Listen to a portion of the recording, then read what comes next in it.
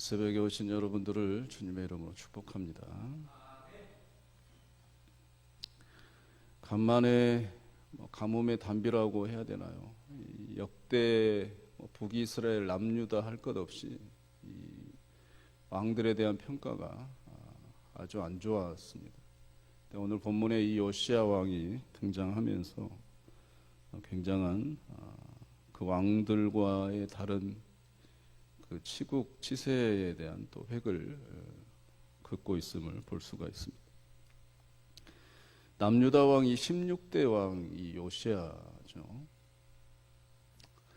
북이스라엘의 왕들이 멸망하기까지 19명의 왕이 있었고요. 남유다는 이 20명의 왕으로 역사를 마감합니다.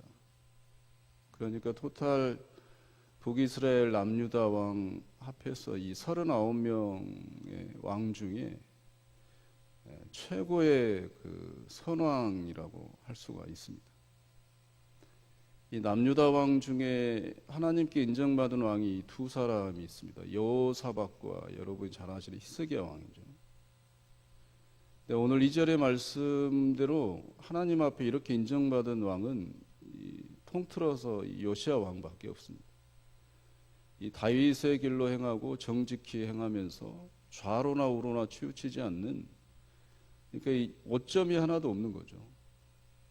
그가 왕위에 오르고 난 다음에 치세를 한 이 기간에 이 31년간이 오롯이 하나님 앞에서 인정받은 그런 기간이었다라고 평가를 받는 왕은 이 요시야 왕뿐입니다. 오늘 본문은 그렇게 자세한 내용이 기록되어 있지 않습니다만, 어제 말씀드린 대로 이 역대기 책에 보면 동일한, 물론 관점이 다르지만 역대기 책에 대한 내용에 좀 구체적인 게 하나가 언급되어 있는데, 역대기하 34장 이 3절에 가보면 이 요시야 왕이 왕이 된 지 8년에 비로소 하나님을 찾고 이런 단어가 나옵니다. 그러니까 8세 때 왕에 올랐고 8년이 지났으니까 이 나이 16세죠. 요시야 왕이 16세 때 비로소 이 하나님을 찾고 그 이후에 이제 치세 치국이 이루어지는 거죠. 이 왕으로서 하나님을 비로소 찾다, 이 비로소라는 단어 자체도 이제 기록자들의 어떤 기대감일 수 있는데요. 아무튼 요시야 왕은 그런 일을 했습니다. 오늘 본문에 보면 이제 중요한 한 가지 사건을 기록해 놓죠. 이제 3절부터 보면 성전 보수가 일어나잖아요. 성전 보수가 일어나는데, 이 성전 보수는 이 요시야 왕의 할아버지 므낫세잖아요. 므낫세가 55년간 통치를 하는데 역시 마찬가지로 이 사악한 왕입니다. 성전에서 이방 제사가 드리기는 만무했고, 이 요시야 왕의 아버지 바로 윗대 이 아몬 왕은 말씀드린 대로 이름이 애굽 왕의 신이잖아요. 2년간 또 다스립니다. 그러니까 57년 동안 그 이전에도 마찬가지지만 이 최악의 왕인 므낫세부터 좀 보자면 이 57년간 이스라엘 이 남유다는 그냥 엉망진창이 된 거예요. 이 성전 보수를 하는, 성전도 두말할 필요 없는 거죠. 재미있는 것은 이 hil기야라는 대제사장 통해서 이 율법책 성경책이 이제 발견이 됩니다. 말하자면 57년간 최소 이 성전에서 예배가 드려지지 않았다는 거예요. 예배가 드려지면 율법책을 읽어야 되거든요. 근데 57년간 성경책이 잃어버렸어도 아무도 찾는 사람이나 아무도 경각심을 갖는 사람이 한 명도 없었다. 이 요시야 왕 때 비로소 성전 건축을 하고 그 다음에 하나님의 율법책을 또 우연히 찾는 거잖아요. 어디에 버려졌는지도 모르고 수리를 하다 보니 이 낡은 이 먼지에 쌓인 성경책이 발견이 되는 거예요. 근데 재밌는 것은 이 성전 수리를 하고 하나님의 말씀을 발견한 요시야가 이때부터 이제 개혁을 시작합니다. 산당의 우상들 이 모든 것을 제거하고 개혁을 시작하죠. 이유는 뭐겠습니까?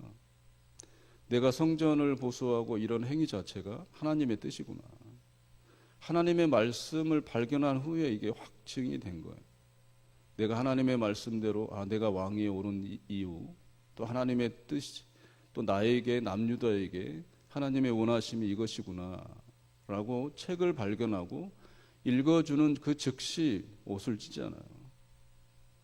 하나님의 말씀을 듣는 순간 깨닫고 사명을 깨닫고 옷을 찢고 회개하고 그 다음에 행동하는 거예요. 우리의 삶의 변화는 다른 데서 오지 않습니다. 말씀을 잘 듣느냐, 말씀을 듣지 못하느냐에 있습니다. 우리가 전하는 것도 다른 게 아니잖아요. 복음을 전하잖아요. 하나님의 말씀을 전하는 거예요. 말씀을 듣느냐 듣지 못하느냐에 따라서 생과 사가 달려 있습니다. 우리 개인의 개혁도 마찬가지입니다. 신앙의 개혁은 어디에서도 오지 않습니다. 돈이나 우리의 연약한 결심, 결단 얼마나 갑니까? 조석지간으로 변하잖아요.